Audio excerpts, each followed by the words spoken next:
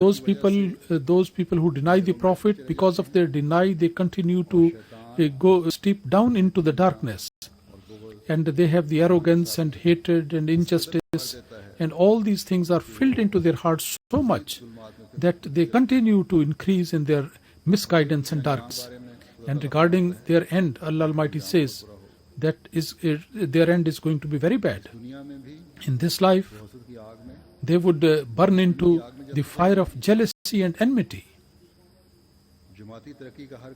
And every step of Jamaat progress would further further increase them in their hatred and rancor.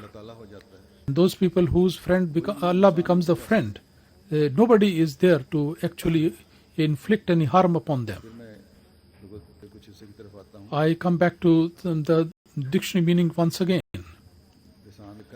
Lisanul Arab says that some people say that meaning of waliyuhum is that Allah Almighty gives them the reward and also gives them the good reward of their pious deed. That is entirely in the hand of Allah Almighty. And then the meaning is the friend, and with steadfastness. These people who obey Allah Almighty with steadfastness, that meaning is there in that meaning. The one who is chosen of Allah, the favorite of Allah, the one who becomes the recipient of the blessings of Allah Almighty on a permanent basis. And Al-Waliyo means I leave the details of this grammatical details. And regarding Allah Almighty, Waliyul Mu'mineen wa Mawlahum, it is right to say that He is the friend of Allah and they are helper. And then they have given reference of various verses and explained this very meaning. For example, Zalika bin Allah Mawlallazina Amanu in Surah Muhammad, Nemal Mawla wa Nemal Nasir, Surah Anfal, it is the verse of there. And then Kul ya ayyuhallazina hadu in zamtum annakum awliya'u lillahi min dunin nas. It is a verse from Surah Juma. Summa ruddu ilallahi mawlahumul haq. It is a verse from Surah Al-An. Ma lahum min dulihi min wal. It is from Surah Rad. The meaning of wal is wali, that is friend. And then with reference to these verses, he has gone into some grammatical discussion. So without going into that discussion, I present these verses. The very first is from Surah Muhammad in full verses like that. Zalika bin Allah mawlallazina amanu wa annal kafirina la mawla lahum. This is because of the fact that Allah Almighty is the friend of those who believe, and there is no friend of these non-believers. The verse before that, there is one verse in that Allah Almighty says, Ya ayyuhallazina amanu in tansurullaha yansurkum wa yusabbit aqdamakum. That, O believers, if you are going to help Allah Almighty, then He is going to help you. And He is going to strengthen your feet and give them support. In this verse, regarding the advice is there for those people who were after the time of the Holy Prophet Sallallahu Alaihi Wasallam. Also there was a warning that simply faith is not enough.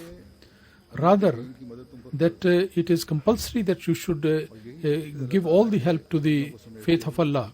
And this is something which will give you recipient of the help of Allah Almighty. Your faith will be increase, will be strengthened, and you would be called a community.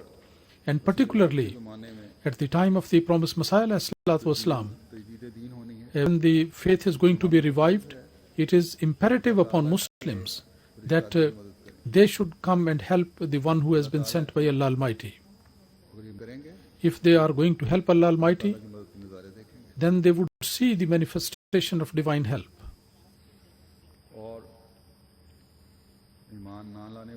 And those who are not going to believe, and those who denied the previous prophets, then their fate will be like those who denied the prophets before. Today, for the Muslims, this is a point for them to consider and to contemplate. I have mentioned it repeatedly before, that the promise of Allah Almighty is there for the help and succor. Allah Almighty's promise is that He is going to take the people to the light. But despite they call themselves Muslims, but in the newspapers, the writers, the column writers, they say that we are progressing towards the weakness of faith. For the light, we are moving to darkness. Materially, instead of progress, we are going down the drain. What vice is there which is not present? These people, they write themselves that what vice is there which is not present in us? So somewhere, definitely, we have displeased that God, who is the friend of believers. This is time for them to reflect. They have to create the light of faith in their hearts, and they should come forward for the help of the faith of Allah. They should recognize the leader, Imam of the age, and then they should convey the salam of the Holy Prophet ﷺ to that one. And just to become adamant on this point, that the door of prophethood has been closed and no prophet now can come. This is not wisdom at all. The previous saintly scholars look at their statements and ponder over them carefully, reflect upon them. What do they say? Only the ulama of today, those are who the so-called ulama, they should not simply blindly following them. Look at the old scholars, Hazrat Mohyuddin Ibn Arabi. They are mentioned in our literature, and we always present their references. Rather, in their own books it is written there. Hazrat Mohyuddin Ibn Arabi, he says that prophethood which finished with the Holy Prophet ﷺ, that is the prophethood with the new law and not the status of prophet. So therefore, there is no such Sharia can possibly come which can abrogate the Sharia of the Holy Prophet ﷺ. And this is the true meaning of the statement of the Holy Prophet ﷺ, that Risalat and Nubuwwat, these two things have been finished. That after me there cannot be any such prophet who can bring any Sharia against my Sharia or different than my Sharia. Yes, he is such a prophet come who is subservient and obedient to my law and Sharia. And after me there is no such prophet can come who can bring a new law and who is going to invite the people to his own Sharia. So this is the meaning of the Khatm Nubuwwat, and this is the true meaning of the, otherwise the status of prophethood has not been completed. It is in Futuhat Makkiyah, volume 2. And then there is another statement which I would like to mention, that the prophethood has not been raised completely. That is why we said that only the prophethood with new law has been completed. This is the meaning of La Nabi Abadi. So we have found that then the statement of the Holy Prophet ﷺ, La Nabi Abadi, is in this meaning, that after me there will be nobody who is going to bring a new law.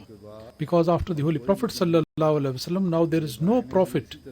This is just like that, as the Holy Prophet ﷺ has said, that when this Kaisar is going to die, then there is no Kaisar after him. And when this Kisra is going to die after him, there is no other Kisra. Hazrat Imam Sharani, he says that Waqaluhu sallallahu alaihi wasallam, La Nabi Abadi, the meaning of that is that there is no law-bearing prophet after me.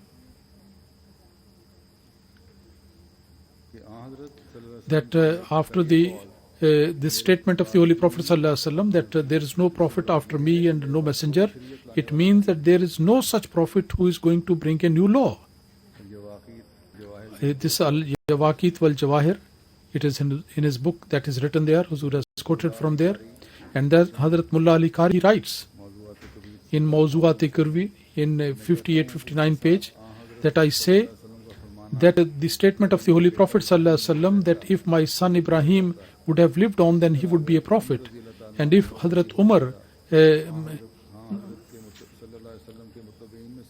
a